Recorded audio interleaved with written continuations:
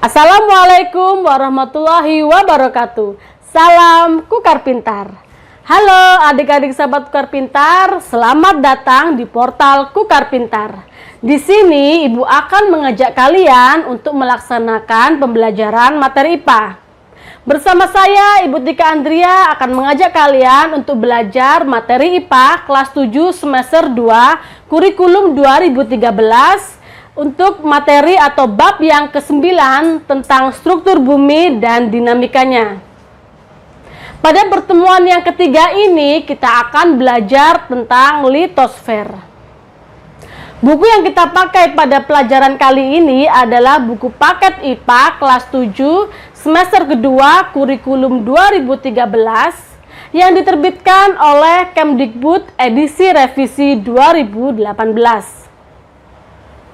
Adapun tujuan pembelajaran kita kali ini adalah diharapkan kalian dapat menjelaskan karakteristik litosfer. Jadi adik-adik sahabat Kukar Pintar, pada pertemuan yang terdahulu Ibu sudah menjelaskan komponen penyusun bumi yang berupa atmosfer. Nah, pada pertemuan ini Ibu akan membahas tentang litosfer. Nah, sebelum Ibu mulai pelajaran ini, Ibu ingin bertanya kepada kalian. Litosfer adalah salah satu lapisan yang ada di bumi. Nah, apa yang kalian ketahui tentang litosfer? Baik itu tentang sifat-sifatnya maupun benda-benda yang ada di dalamnya. Apakah itu litosfer? Litosfer berasal dari kata litos yang berarti batu dan sphere atau sphaera yang berarti bulatan. Jadi litosfer dapat diartikan sebagai lapisan batuan pembentuk kulit bumi atau lapisan bumi yang berupa padatan. Nah, dari gambar yang bisa kalian simak ini dapat diperoleh keterangan bahwa bagian paling luar dari kulit bumi tebalnya kira-kira 60 km yang terdiri dari lapisan sial yaitu silisium aluminium dan sima yaitu silisium magnesium. Batas sial dan sima tidak teratur. Nah, lapisan inti bumi ini disebut dengan barisfer. Lapisan yang menyelubungi barisfer disebut mantel. Teori pembentukan lapisan pada litosfer ada dua macam. Yang pertama adalah teori tektonik lempeng yang merupakan teori pergerakan benua yang disebut dengan continental drift dan teori tentang pergerakan dasar laut yang disebut dengan seafloor spreading. Untuk teori yang kedua yaitu teori gempa bumi dan gunung berapi. Nah, untuk lebih jelasnya tentang teori lempeng litosfer, kalian bisa simak video teori tektonik lempeng berikut ini. Halo, ketemu lagi dengan Mem Yunike. Kali ini kita belajar mengenai teori lempeng tektonik. Ini adalah materi kelas 7 kurikulum 13. Selamat menyaksikan.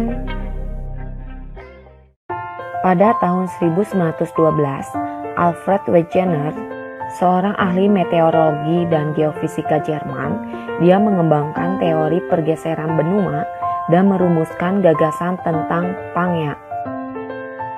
Gagasannya dituangkan dalam teori continental drift. Menurut teori tersebut, benua di bumi awalnya terdiri dari satu benua yang besar, yaitu benua Pangea. Namun, terjadi pergerakan lempengan bumi yang disebabkan oleh adanya arus konveksi bumi. Akibatnya, Pangea tersebut pecah, dan pecahan tersebut bergerak masing-masing ke arah yang berbeda, sehingga terbentuklah penampakan muka bumi atau benua seperti sekarang ini.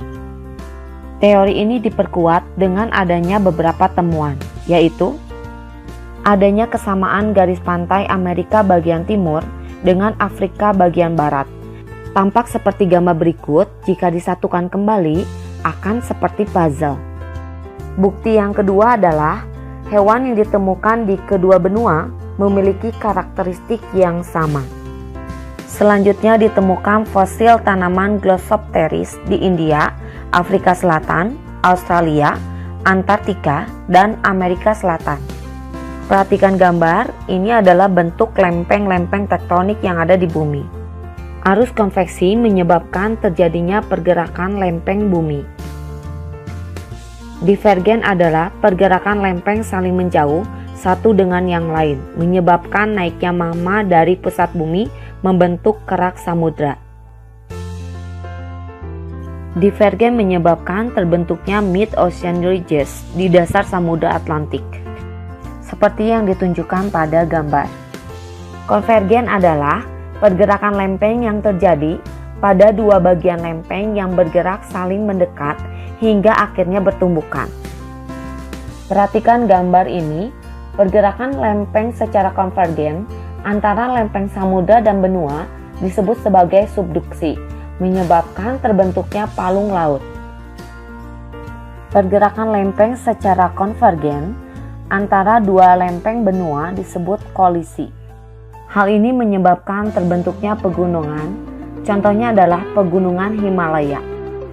Pergerakan lempeng transform adalah pergerakan yang terjadi pada dua bagian lempeng yang bergerak secara horizontal dan berlawanan arah atau saling bergeser satu dengan yang lainnya, seperti tampak pada gambar. Contohnya adalah patahan San Andreas. Sesar ini merupakan pertemuan antara lempeng secara horizontal.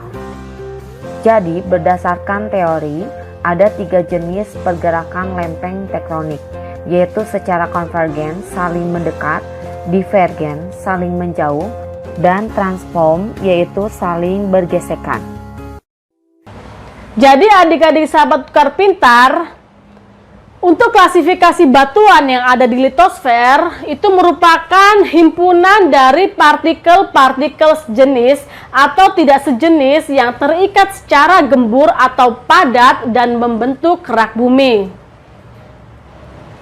Adik-adik sahabat tukar pintar, silakan kalian juga menyimak video tentang litosfer berikut ini. Litosfer.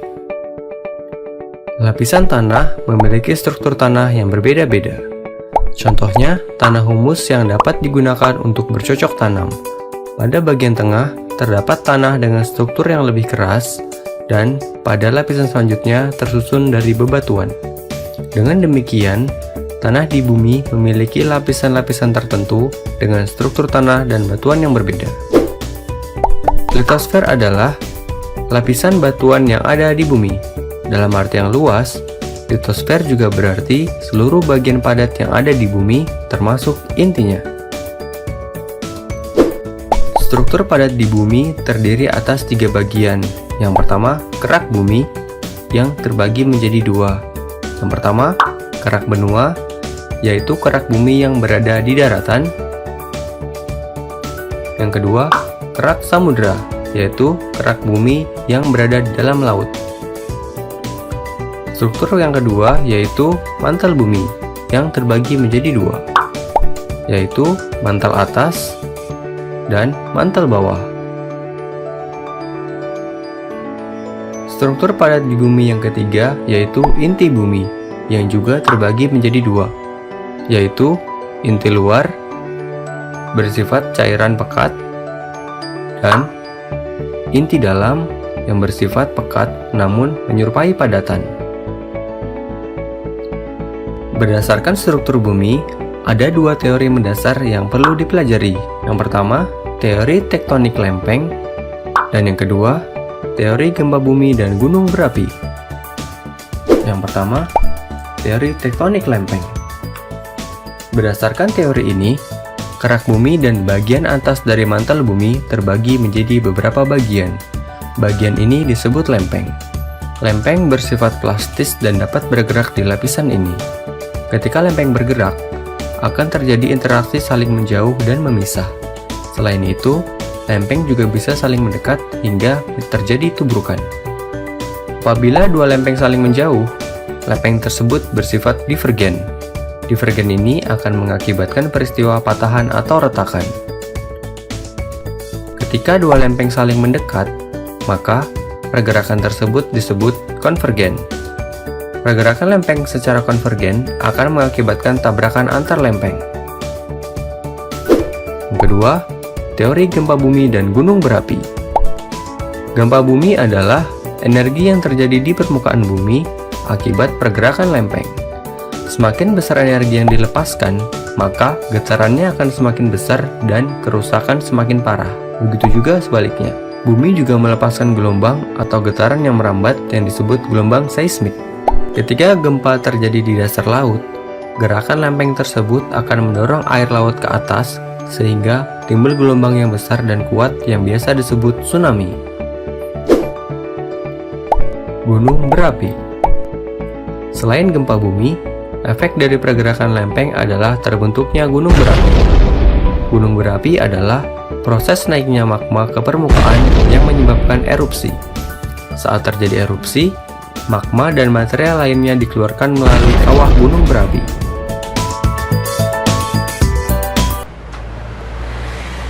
Nah, adik-adik sahabat tukar pintar, pada lapisan litosfer itu terdiri dari beberapa jenis batuan. Yang pertama adalah batuan beku yang terbentuk karena pembentukan magma atau cairan panas di perut bumi dan lava atau magma yang keluar yang kemudian membeku.